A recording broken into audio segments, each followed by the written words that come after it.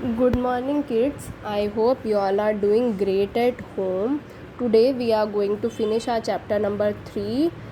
So before we start, let's recall what we have done in the previous video. In the previous video, we have talked about what is lifespan.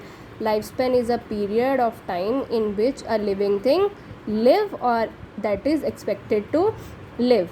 We have also talked about the process by which a living things produce more of their own kind is called reproduction. And how do animals reproduce? They reproduce in two different ways. The first one is they give birth to the young ones, and they lay eggs, and from these eggs the babies hatch out.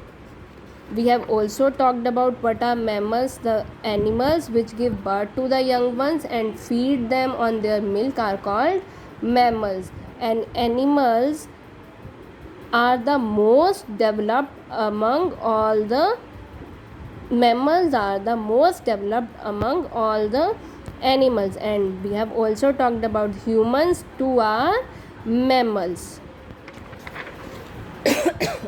We have also talked about how mammals nourish their baby with the milk and how they take care of their young ones. Apart from this, we have also discussed how some animals lay eggs just like birds.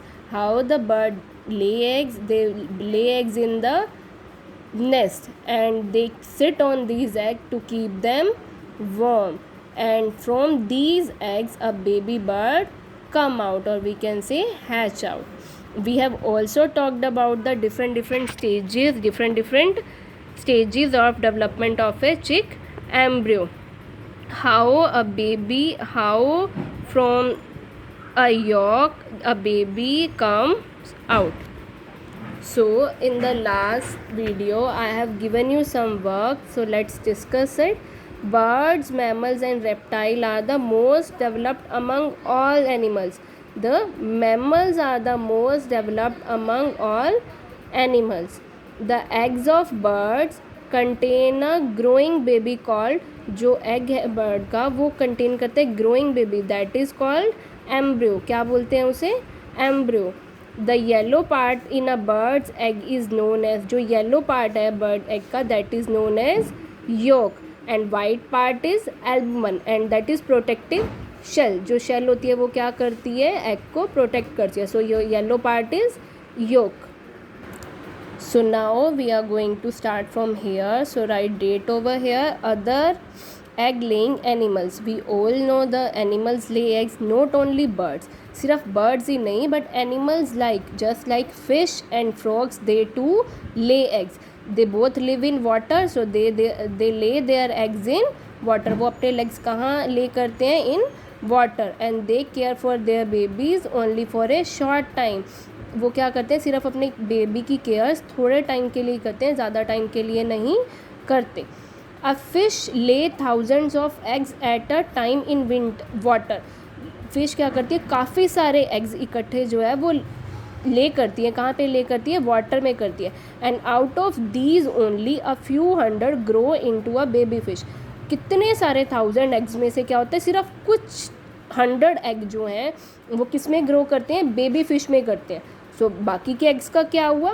Many of the eggs and the baby fish, जो बहुत सारे eggs जो बाकी के हैं जो grow नहीं हुए वो कहाँ जाते हैं? They are eaten by the big fish.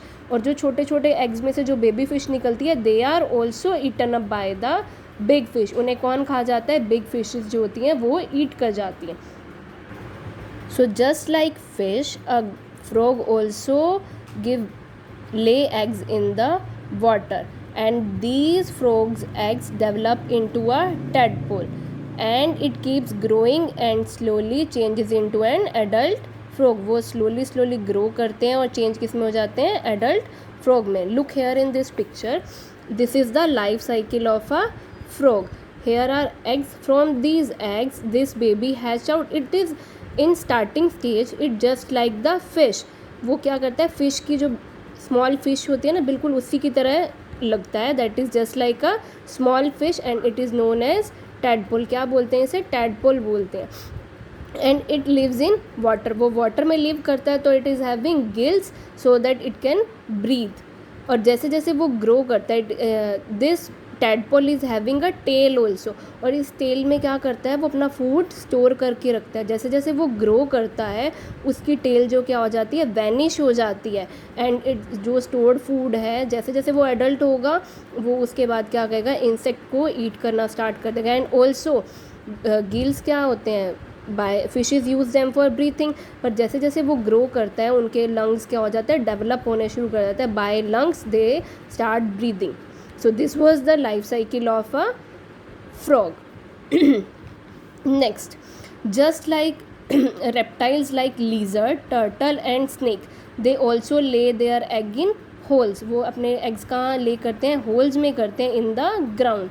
After laying the eggs, जब वो eggs lay कर देते हैं, जो उनकी mothers होती हैं, they go away, वो चले जाते हैं sometimes, and they never come back, sometimes they never come. Many eggs are eaten up by the other animals. If there no one is there for take care of these eggs, so it's for sure ना कि someone will eat them. So some eggs get warm. We all know कि hatch out के लिए क्या warmth चाहिए होती है, तो eggs को ये जो ये eggs हैं, जो ये वाले reptiles के जो eggs हैं, उन्हें warmth कहाँ से मिलती है, from the heat of sun, and they hatch out. All the insect are around us, no, there are house fly, butterfly, they hatch out from the eggs. ये कहाँ से hatch out होती हैं, eggs से, just mosquitoes also. So now some insects like grasshopper, insects कौन कौन से, grasshopper and cockroaches, they are having 3 stages in their life cycle. उनके लाइफ साइकिल में क्या है, 3 stages है. And what is life cycle, a life cycle means the stages in which a baby grows from birth to the adult, that is the life cycle. A baby insect which came out of from the egg is called nymph. Just like here in this figure, this is the life cycle of cockroach. Here is egg. From this egg a baby cockroach came out, and this nymph, this is called nymph. Why it is called nymph? This is similar to the parent. वो nymph क्या होता है, बिल्कुल similar अपने parent की तरह होता है, that's why it called nymph. After molting many times, molting means after shedding its skin so many times, it changes into an adult. वो किस में change हो जाता है, एक adult में change हो जाता है. Other insects like housefly and butterfly, grasshopper and cockroaches are having three stage life cycle na, but in case of housefly and butterfly they are having 4 stages in their life cycle. The young one that hatch from the egg of these insect is called larva. अब जो young one, जो egg से जो ये cockroaches हैं और जो grasshopper है, इनके egg से जो baby निकला है, that is called nymph ना. But in case of these butterfly and housefly, these insect is called larva. क्या बोलते हैं, लार्वा बोलते हैं. It is very different from the parent. Nymph क्या होता है, it is just similar to its parent. हमने देखा ना छोटा कॉकरोच जिसे हम बोलते हैं, that is just similar to its parents ना. But in case the larva is different from its parent. Next, this is the life cycle of a butterfly. It looks more than a worm. जो larva होता है वो किसकी तरह दिखता है, that is looks like just a worm. Worm जो होता है, the larva of different insect have different names. जो लार्वा होते हैं डिफरेंट इंसेक्ट के, वो उनका नाम क्या होता है, अलग अलग होता है. The larva of house fly is called maggot.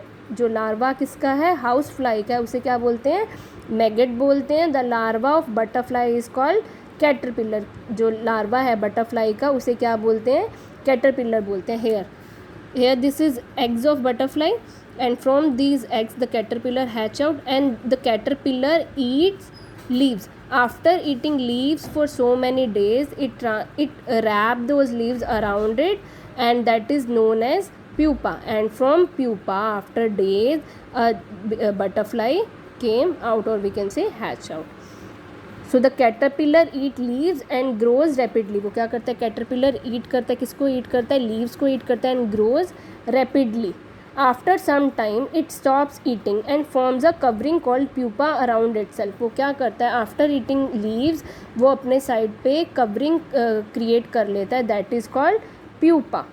Letter the pupa burst open and butterfly comes out, और जो काफ़ी टाइम बाद, थोड़े टाइम पीरियड के बाद जो ये प्यूपा है ब्रस्ट आउट हो जाता है, खुल जाता है, और इसमें से क्या बाहर आता है, बेबी, और we can say butterfly comes out. Adult insects do not look after their babies. जो एडल्ट इंसेक्ट्स हैं, जो इंसेक्ट बड़े हो जाते हैं, एडल्ट हो जाते हैं, they don't look for their babies just like our parents do. So this was all about our chapter number 3. What you have to do, you have to read this chapter again. If you are having any query, you can call me anytime.